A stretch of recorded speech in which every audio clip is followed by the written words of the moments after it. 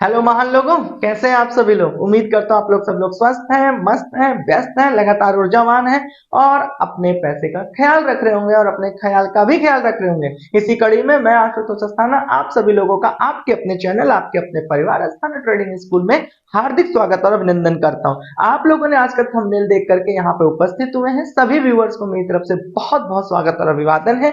सबसे पहले मैं आप लोगों को बता दूं कि हम लोग ये जो स्टॉक मार्केट में आज जो हम लोग बात कर रहे हैं, मल्टी बैगर सीरीज की बात कर रहे हैं। मल्टी बैगर सीरीज में हम लोगों ने मैराथन क्लास को इंट्रोड्यूस किया है, जहां पे 60 वीडियोस का हम लोग penny stock, mid cap company का स्टॉक और ऐसे कुछ स्टॉक्स जो कि लार्ज कैप कंपनीज और मिड कैप कंपनीज में है, लेकिन एक डिस्काउंटेड प्राइस पर आप लोगों को ऑफर्ड है। तो चलिए मैराथन सीरीज में, मल्टी बैगर सीरीज में आप लोगों को लेकर के चलते हैं। आज जिस स्टॉक्स के बारे में हम लोग बातचीत कर रहे हैं, बहुत बेहतर कंपनी है, अच्छी तरीके से परफॉर्मेंस में है। इसके कुछ हम लोग फंडामेंटल और एनालिसिस की बात करेंगे। बिफोर स्टार्टिंग मैं आप लोग को ये जरूर कहूंगा कि नीचे जाकर के आप डिस्क्रिप्शन बॉक्स से जरूर देख लीजिए कि इससे पीछे के मल्टी बैगर सीरीज को हम लोगों ने 60 वीडियोस में कितनी वीडियोस हो चुकी हैं, तो उसको जाकर के जरूर वॉच कर लीजिए। तो चलिए आज हम लोग बात कर रहे हैं जिस कंपनी के स्टॉक्स बारे में। तो मैं कुछ फॉर्मूले आप लोग को बताया था, आप सभी लोग जान रहे हैं कि हम लोग जब भी किसी को भी सेलेक्ट करते हैं तो हमारा अपना खुद का कोई पैरामीटर होता है। तो उस पैरामीटर में आज की जो कंपनी को हम लोगों ने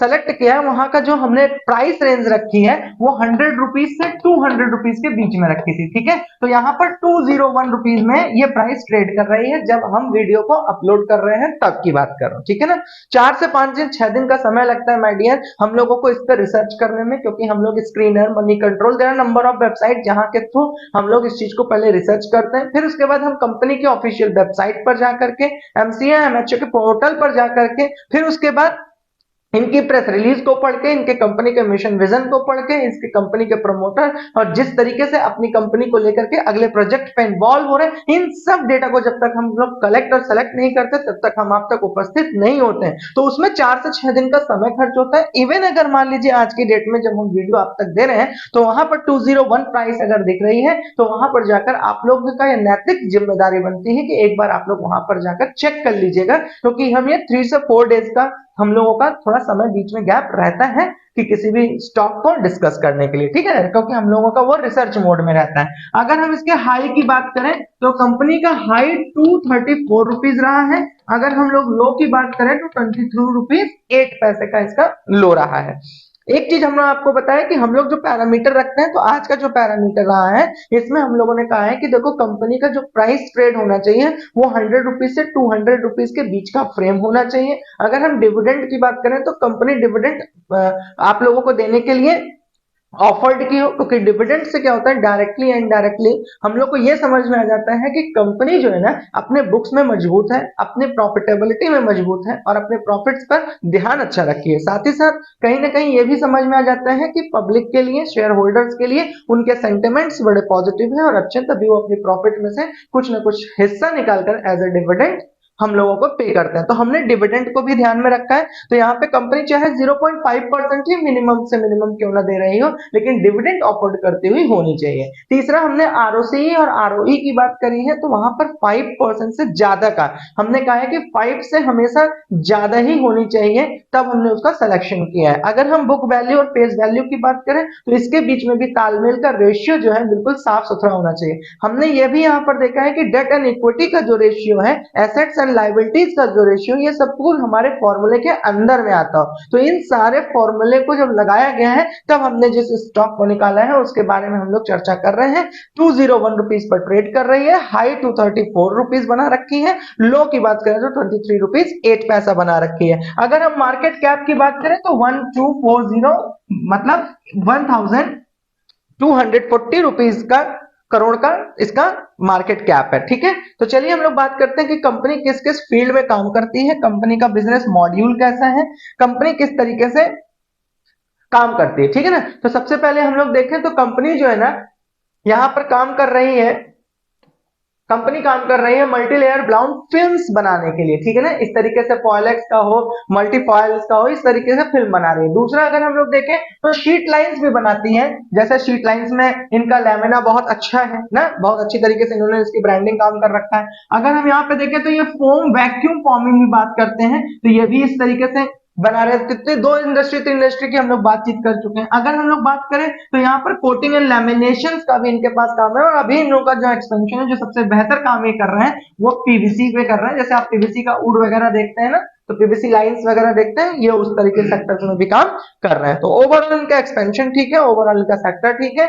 और ये अपने सेक्टर में अच्छी तरीके से परफॉर्मेंस भी कर रहे हैं। अगर हम बात करें तो company present high tech flexibility packing solution, packing solutions देती है tailored for the various application from the industrial and laminating मैंने आपको बताया इनका बिजनेस बेस्ड लैमिनेशंस पर भी है। फिर two medical and bakery products packaging, मतलब पैकेजिंग के इंडस्ट्री में जो सॉल्यूशन है वो ये प्रोवाइड करते हैं। इस तरीके से इन्होंने अपने डाइवर्स भी दिए हुए हैं कि कहां कहां, जैसे इंडस्ट्रियल फिल्म्स बनाते हैं, लैमिनेशन फिल्म्स बनाते हैं, लैंडिंग फिल्म्स बनाते हैं, मीट एंड पोल्ट्री पैकेजिंग का काम करते हैं, मेडिकल में सर्व करते हैं, मिल्क इंडस्ट्री में सर्व करते हैं, नैपी लिंक्स में। इस तरीके से इन्होंने वेरियस जगहों पर अपना बेहतर डाइवर्सिफिकेशन कर रखा है, और पैकेजिंग सॉल्यूशन को ये बेहतर कर रहे हैं, लैमिनेशंस को ये बहुत इजी फॉर्मेट में पैकेजिंग के फॉर्म में बेहतर तरीके से इंट्रोड्यूस कर रहे हैं। अगर हम थोड़ा इनके चार्ट पैटर्न की बात करें, 1 ईयर के चार्ट पैटर्न की बात करें, तो 1 ईयर के चार्ट पैटर्न में अगर आप देखेंगे तो कंपनी ने मार्च 2023 से, अगर हम देखें तो मार्च 2023 से ये अंडर 50 रुपीज परफॉर्म कर रहा था, अंडर 50 रुपीज फॉर्म कर रहा था। लेकिन अगर हम वही सितंबर 2023 से देखें, सितंबर में देखें अगर हम 23 में, तो यहां से मार्केट को एक अच्छा सस्टेनेबली ग्रोथ मिला है, जो कि एकदम जे कर्व की तरह ऊपर गया हुआ। जे कर्व का मतलब होता है जब कंपनी ऐसे करके चढ़ाई कर रही होती है तो उसको हम लोग जे कर्व कहते हैं। तो यहां से देखिए कि ये सीधा अप ट्रेंड में है ना, लगातार नवंबर सितंबर अक्टूबर नवंबर दिसंबर जनवरी 2024 पर मार्केट अपने हाई पर पहुंची, मतलब 250 से थोड़ा नीचे 234 के इर्द गिर्द जो है ना ये पहुंची। तो उसके बाद अभी देखिए एग्जैक्ट 200 पर ये ट्रेड कर रही है, अपने हाई के एकदम करीब पहुंच करके। जैसे ही अब कोई भी स्टॉक अपने हाई पर पहुंचता है ना, तो वहां पर क्वेश्चंस हमारे आपके इन्वेस्टर्स के जहन में आता है कि क्या कंपनी अपने हाईज को तोड़कर न्यू हाई बनाएगी, या फिर कंपनी को करेक्शंस मिल जाएगा, या कंपनी कहीं ओवर वैल्यूड ओवर एस्टिमेटेड तो नहीं है। इस तरीके से कई क्वेश्चंस आपके जहन में उपस्थित होते हैं। तो उसको लेकर के सिर्फ दो ही रास्ते होते हैं। पहला होता है कि आप कंपनी के फंडामेंटल और रिसर्च को बहुत बेहतर तरीके से देखिए, और दूसरा स्थाना ट्रेडिंग स्कूल के चैनल को जरूर सब्सक्राइब कर लीजिए। क्यों? क्योंकि इससे जुड़ा हुआ अगर टारगेट करेक्शंस किसी भी प्रकार का न्यूज, इनके प्रेस रिलीज कुछ भी आता है तो सबसे पहले वो आप तक पहुंच जाए। इसके लिए मुझे ये बताने की आवश्यकता नहीं है कि आपको हमारे चैनल को सब्सक्राइब करके रखना है और टेलीग्राम चैनल पर जुड़ के रखना है, इतना तो आप समझते और जानते ही हैं। अब अगर हम इसके परफॉर्मेंस की बात कर लें, तो परफॉर्मेंस पे मैंने हमेशा आप लोगों को बताया है कि कुछ फॉर्मूले मैंने आप लोगों से डिस्कस किए थे कि सबसे पहले किसी भी कंपनी के अर्निंग्स को देख लीजिए, ठीक है, फिर कंपनी के एक्सपेंस को देख लीजिए, ठीक है ना, कंपनी के एक्सपेंस को देख लीजिए, फिर कंपनी के सेविंग्स को देख लीजिए, फिर कंपनी के इन्वेस्टमेंट को देख लीजिए, ठीक है, फिर कंपनी का विजन पूछ लीजिए, फिर कंपनी का जैसे ही ये कंप्लीट हो जाए तो उनसे उनकी बुक मांग लीजिए और उस बुक में रिसर्च करना शुरू करिए कि कंपनी की प्रॉफिटेबिलिटी कितनी रही है, कंपनी ने अगर कहीं डेट लिया है तो उसका कैसा योगदान रहा है अगर कंपनी का, तो ये पूरा सारा नंबर्स ना वो आपकी बुक्स में ही देखने को मिलती है। इसमें आपको मास्टरी, इसमें आपको रिसर्च करने की आवश्यकता पड़ती है, यही दूध और पानी को अलग करता है। तो चलिए थोड़ा सा यहाँ पर डिस्कशन कर लेते हैं कि किस तरीके से कंपनी का रुझान रहा है और कंपनी सेल्स में क्या कर रही है। अगर हम लोग बात करें 2020 की, ठीक है ना, 2020 ले लेंगे, फिर हम लोग 2021 से स्टार्ट करते हैं, ठीक है, हम लोग 2021 से स्टार्ट करते हैं, मार्च फाइनेंशियल ईयर से 2021 से स्टार्ट करते हैं, फिर उसके बाद मार्च 2022 में देखते हैं, फिर उसके बाद मार्च 2023 देखते हैं, और अभी हम लोग अगर बात करें टीटीएम की, तो थोड़ा सा हम लोग टीटीएम पर भी ध्यान दे लेते हैं। टीटीएम का मतलब होता है टोटल 12 मंथ्स या ट्रेलिंग 12 मंथ्स, ठीक है ना।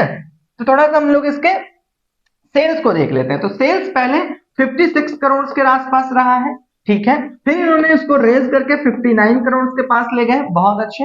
फिर इन्होंने 2023 में 71 करोड़ के पास ले गए हैं और अभी इनका दिसंबर 2023 चल रहा है और 60 रुपीज पर ये काम कर रहे हैं फिनेंशियल तक। अब ये क्या प्रोजेक्शन देते हैं ये देखने का विषय है। अब यहाँ पर हम लोग थोड़ा रेड फ्लैग ढूंढने की कोशिश करते हैं। रेड फ्लैग का मतलब ये कि हम ये देखने की कोशिश करेंगे क्या इनका सेल्स और इनके एक्सपेंस का रेशियो ठीक था या नहीं ठीक था। ऐसा तो नहीं कि ये कमाए कम है और खर्च ज्यादा किए। तो चलिए इसको थोड़ा सा देख लेते हैं। 56 था, यहाँ पे 50 था, कोई हमें डिमेरिट नहीं दिखी। 59 था, यहाँ 51 था, यहाँ पे ठीक है।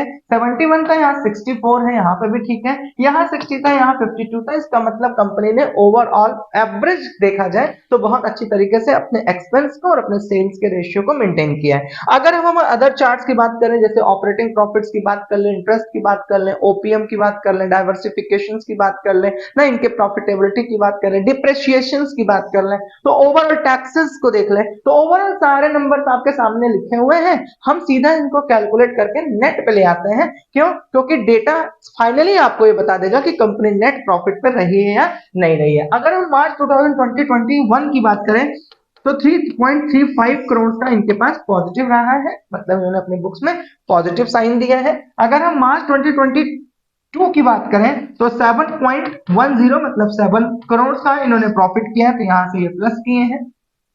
अगर हम मार्च 2023 की बात करें तो मार्च 2023 में भी इन्होंने अपने बुक्स में प्रॉफिट दिया है 4.64 करोड़ का।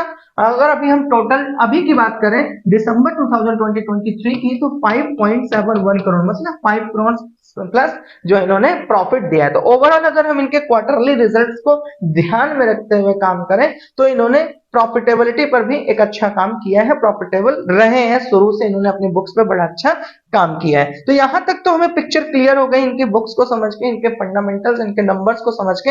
अब थोड़ा कंपनी के प्रोस एंड कॉन्स की बात करते हैं, कंपनी की ट्रेजेक्टरी की बात करते हैं, कंपनी के पाथ की बात करते हैं कि कुछ ऐसे पॉइंट्स हम लोग लेकर के निकलते हैं कि कहां पे कंपनी ने अच्छा साइड किया है और कहां पर कंपनी को थोड़ा सा सीरियस या हमको और आपको वहां पर रिसर्च करना होगा। तो सबसे पहले अगर हम लोग देखें तो कंपनी ने अपने आप को सबसे बेहतर पॉजिटिविटी में रखा है। वो ये है कि उन्होंने कहा कि we are almost debt free.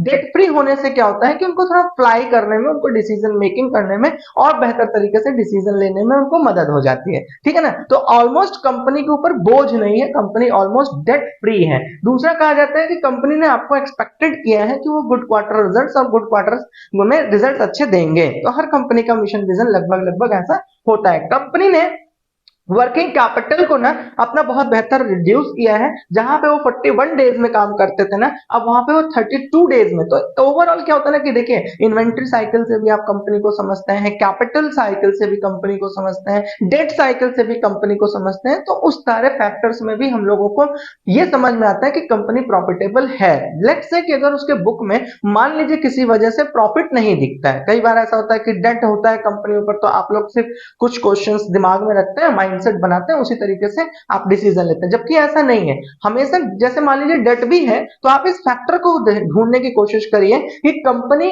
क्या काम करने वाली। जैसे बहुत सारी ऐसी कंपनी, जैसे आप जोमेटो देख लीजिए, ओयो देख लीजिए, there are number of big companies, there are valuation in billions, लेकिन उसके बावजूद भी they are not profitable yet. लेकिन उसके पीछे इन्वेस्टर्स फिर से पैसा क्यों लगा रहे हैं? तो कुछ तो लॉजिक होगा। तो मेरे समझाने का सिर्फ ये अर्थ है कि कई बार अगर कंपनी के ऊपर डेट भी है माय डियर, तो हमें ये देखना होता है कि कंपनी डेट कर रही है तो वो किस आधार पे कर रही है और उसका फ्यूचर क्या है, मतलब उसका विजन क्या है ना, उस डेट से उस तरीके से वो ओवरकम कैसे कर पाएगी। तो उसके लिए कंपनी के फाउंडर्स के पास एक सॉलिड पाथ होता है ना। तो उस चीज का कैलकुलेशन करना हमें आना चाहिए। और दूसरी चीज, एक यहाँ पे फॉर्मूला भी डिस्कस कर देता हूँ, बड़ा यूनिक सा गोल्डन रूल देता हूँ। अगर किसी कंपनी के ऊपर मान लीजिए डेट है भी, तो हमेशा ना आप पहले कंपनी के एसेट्स वैल्यू को देखा करिए उनके नंबर्स में ना, और उनकी लायबिलिटीज को देखा करिए। अगर कंपनी की एसेट वैल्यू उनकी लायबिलिटीज से ज्यादा है ना, तो आप एकदम आंख बंद करके ठीक ठाक काम करते चले जाइए। ये नहीं कि क्वेश्चंस आ जाता है, एफआईआईज ने अपना पैसा निकाल लिया तो आपको क्या करना है, डीआईआईज ने एंट्री कर ली तो आपको क्या करना है, प्रमोटर्स की होल्डिंग थोड़ी कम हो गई तो क्या करना है। देखो ये सारे फैक्टर्स ना खाली नंबर्स पर अगर आप बात करेंगे, देखो इसे आप लोग अदरवाइज नहीं लीजिएगा, मैं सीधी बात करता हूं क्योंकि मेरा नंबर ऑफ वेबिनार सेमिनार्स लेने के बाद जो मेरा एक्सपीरियंस मैं उसके थ्रू कहता हूं, मोस्ट ऑफ द लोग ना खाली दो एटीट्यूड के साथ काम कर रहे हैं। एक शॉर्टकट, इसलिए यहां पे ये फेल हो जा रहे हैं, और दूसरा फ्रॉम जंपिंग स्टाइल। उनको क्या लगता है कंपनी की एक नाम राशि मिल जाए और कंपनी का, तो ऐसा करिए गूगल पे लिख दीजिए 2024 के बेस्ट पेनी स्टॉक्स, आपके सामने 2000 कंपनी आ जाएंगी, आप उसका नाम लिख के डायरी पेन पर लिख के इन्वेस्ट कर लीजिए। ये सब बेवकूफी भरी बातों को बंद करें। कई लोगों का मेन इंटरेस्ट ही होता है कि पेनी स्टॉक्स के नाम पे उनको सिर्फ और सिर्फ वो नाम मिल जाना चाहिए, उनको फंडामेंटली उसको इस पे जब हम कभी लेंदी और डिस्कशन वीडियो बनाते हैं ना, तो वहां पर बहुत सारे लोगों का ये कमेंट हो जाता है कि, तो मैं आपसे कह रहा हूं ना, टाइम खर्च करिए।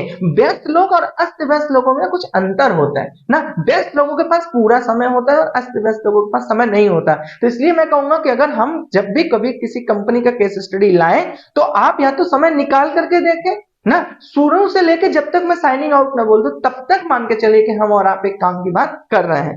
आई होप आप इस चीज को समझ रहे हो, क्योंकि टीचर का अपना एक धर्म होता है, उस धर्म के अगेंस्ट में नहीं जा सकता। मैं आपको खुश करने के लिए कोई ऐसा डेटा जब भी मैं आपको देता हूं तो कुछ सोच कर देता हूं कि आपकी जिंदगी में हम क्या वैल्यू ऐड कर पाएंगे, ठीक है ना। तो इसलिए इस चीज को समझिएगा। मैंने आपको एक गोल्डन रूल यहां पर यह दिया कि कभी भी कंपनी के एसेट्स को देखिए और कंपनी की लायबिलिटीज को देखिए। अगर कंपनी के एसेट्स लायबिलिटीज से मजबूत हैं तो भी कहीं कहीं समस्या नहीं देखने को मिलेगी। अगर हम इसके कॉन्स की बात करें तो कई बार जब भी कोई भी मार्केट ना अपने हाई के नजदीक पहुंच जाती है ना, तो एक मैटर ट्रेंड करने लगता है, ये अपने बुक वैल्यू से ऊपर ट्रेड कर रही इतने टाइम्स, ये ओवर वैल्यूड हो गई है, लाइक दैट ऐसे क्वेश्चन। इसका एक ही निवारण है भैया, फंडामेंटली आप कितने मजबूत हैं और कितना बेहतर रिसर्च करते हैं ना।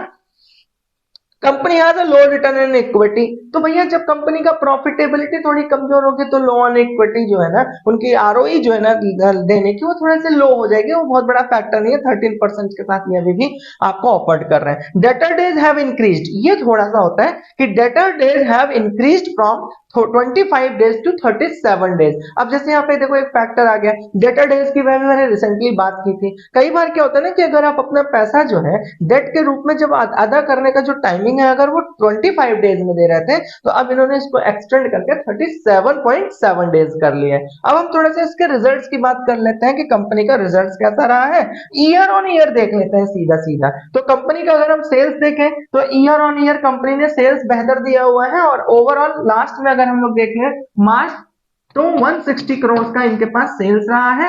इससे पहले अगर हम देखो 3 साल पहले ही देखा करिए, ठीक है ना, 152 करोड़ का दिया है। मार्च 2019 में देख लें तो 122 करोड़ का दिया है। इसका मतलब ओवरऑल कंपनी ने यहाँ पर ठीक ठाक अपना पाथ मेंटेन किया सेल्स वाइज। अगर हम एक्सपेंस रेशियो की बात कर लें तो कहीं पर भी हमें रेड फ्लैग इसलिए नहीं दिया क्योंकि 122 करोड़ का ये काम कर रहे हैं, 108 करोड़ खाली एक्सपेंस कर रहे हैं, 152 करोड़ का काम कर रहे हैं, 134 करोड़ का एक्सपेंस कर रहे हैं, 160 करोड़ कर रहे हैं, 146। एवरेजली देखें तो कंपनी सस्टेनेबिलिटी के लिए काम कर रही है, कंपनी ठीक ठाक अपने आप को सस्टेन रखी है। ओवरऑल सारी चीजों को देख लें, operating, OPM, other income, interest, depreciation, taxes, इन सब चीजों को अगर हम लोग काट दें तो लास्ट में हम लोग देख लेते हैं कि कंपनी ने प्रॉफिट कितना किया। तो 2018 में 12 करोड़ का किया, 2019 में 8 करोड़ का किया, 2020 में 1 करोड़ का किया। तो कोविड ईयर मान करके हम 2 साल को थोड़ा सा रफ कर देते हैं। 10 करोड़ का इन्होंने 2021 में किया, फिर 15 करोड़ का जो है इन्होंने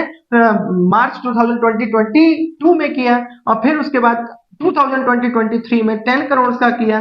तो ओवरऑल अगर हम देखें तो ठीक ठाक है। और अगर इस ईयर की बात करें लास्ट क्लोजिंग में, अगर हम दिसंबर की बात करें टीटीएम में, तो यहाँ पर इन्होंने 18 करोड़ का अब तक प्रॉफिट दे रखा है, बता रखा है अपने बुक्स में। तो ओवरऑल अगर आप इसका पाथ देखेंगे तो कंपनी अपनी प्रॉफिटेबिलिटी पे बहुत स्ट्रांग रही है, एक अच्छा डिसीजन लेते हुए चलिए। अब हम लोग किसके ग्रोथ रेट की बात कर लेते हैं, तो थोड़ा सा परिणाम रिजल्ट्स की बात कर लेते हैं कि भैया इनका ग्रोथ कैसा रहा है। तो अगर हम इनके 5 इयर्स में देखें तो 2% का सीएजीआर वैल्यू रही थी सेल्स के, ठीक है ना। 3 इयर्स में देखें तो 20% रहा था। अगर टीटीएम की बात करें, टोटल 12 मंथ्स की बात करें इस साल, तो 46% का रहा है। अगर हम इनके कंपाउंडिंग प्रॉफिट ग्रोथ की बात करें तो 5 इयर्स में -5% था, 3 इयर्स में 84% है, और टीटीएम की बात करें तो 45% है। अगर हम स्टॉक प्राइस की बात करें तो सीएजीआर वैल्यू इनकी बहुत अच्छी रही है इस वर्ष में, क्योंकि आपने देखा था कि 60 रुपीज से सीधा 200 के फ्रेम में चले गए थे, ठीक है ना। 3 इयर्स में 114% का दिया है, लेकिन इस साल में 1 ईयर में 612% का इन्होंने सीएजीआर स्टॉक प्राइस में दिया है। अगर हम आरओई की बात करें तो आरओई थोड़ा सा कम हुआ है, 11%, 13% एंड 9%। ठीक है ना। ओवरऑल आपको सारी चीजें तो पिक्चर लगभग लगभग समझ में आ गई होगी। और हम लोग जो कंपनी के बारे में डिस्कस कर रहे हैं वो हम लोग कर रहे हैं Raju L engineering limited. Raju spelling फिर से एक बार देखिए, RAJOO, राजू इंजीनियर्स लिमिटेड। एक बार मैं लिख देता हूं जिससे आप लोगों को थोड़ा सा यहाँ पे स्पेलिंग्स में दिक्कत ना हो। तो आपके लिए है राजू इंजीनियर्स लिमिटेड। ठीक है, आई होप आपने स्क्रीनशॉट ले लिया होगा। चलिए अब थोड़ा सा इसके हम लोग ना बात कर लेते हैं शेयर होल्डर्स की। हम लोग राजू इंजीनियर्स लिमिटेड के शेयर पैटर्न्स की बात कर लेते हैं, शेयर होल्डर्स का। तो जो प्रमोटर है ना, प्रमोटर ने 2020-21, 2020-22, 2020-23 और रिसेंटली 2000 मार्च की बात करें 2023 की, तो यहाँ पर 65.84% के साथ लगातार बने रहे हैं और अंतिम में इन्होंने 66.49% के साथ अपने स्टॉक में और बेहतर प्रेजेंस बनाया है, अपने होल्डर पैटर्न्स पर और बेहतर स्ट्रॉन्ग बनाया। इसका मतलब इनके जो प्रमोटर हैं वो अपनी कंपनी को लेकर के बहुत पॉजिटिव है, बहुत सॉलिड है ना। तो 65 से 66% तक इन्होंने अपने आप को होल्डिंग करके रखी है शेयर पैटर्न में। एफआईआई देखें तो पूरे साल नहीं थे, लेकिन लास्ट में अगर इस ईयर में अभी देखें दिसंबर 2020-21 में तो 51%, मतलब 0.51%, ठीक है ना, इन्होंने अपनी एफआईआईज ने एंट्री बनाई है। अगर हम डीआईआईज की बात करें तो डीआईआईज ने भी कोई रुझान नहीं रखा है, फिर पब्लिक ने रखा है। अगर पब्लिक की बात करें तो 34% के साथ पब्लिक एंट्री करी थी और 32% के साथ जो है ना पब्लिक अभी भी स्टेबल है। तो इसका मतलब यहाँ पर तीन लोगों का रोल है। 66.49 प्लस परसेंटेज के साथ आपने प्रमोटर्स होल्डिंग बना रखी है। इसी ईयर में अब तक किसी प्रकार से एफआईआईज का कोई रोल नहीं था, लेकिन इस ईयर में 0.51% के साथ रोल है एफआईआईज का। अगर हम लोग बात करें तो यहाँ पर पब्लिक का जो है ना 32%, लास्ट रिसेंटली दिसंबर 2023 की बात हो रही है, तो 32% के साथ पब्लिक ने भी अपनी होल्डिंग बना के रखी है। तो ओवरऑल राजू इंजीनियरिंग लिमिटेड का लेकर के आप लोगों का क्या रुझान है, आप लोगों की क्या फंडामेंटली देखने के बाद क्या समझ आती है, इसको लेकर के मुझे आप नीचे कमेंट बॉक्स में बताना बिल्कुल मत भूलिएगा। साथ ही साथ इनसे जुड़ा हुआ जो प्रोजेक्ट्स है जिस पर ये अगला विजन और मिशन काम कर रहे हैं, या फिर शायद अगर इनके प्रेस रिलीज में किसी भी प्रकार की कोई गुड न्यूज या किसी प्रकार का कोई करेक्शन आता है तो हम आप तक उस चीज को लेकर के कमिटेड है पहुंचाने के लिए। लेकिन आप लोगों को नीचे चैनल पर सब्सक्राइब करके रखिए, टेलीग्राम के थ्रू जुड़े रखिए, व्हाट्सएप के थ्रू भी जुड़े रखिए, जिस भी माध्यम से आप जुड़ सकते हैं जुड़े रहिए, जिससे कि जो भी सूचना है वो आप तक पहले पहुंचे ना। बाकी आप सभी लोग अपना ख्याल रखिए, स्वस्थ रहिए, मस्त रहिए, व्यस्त रहिए। Happy investment, signing out.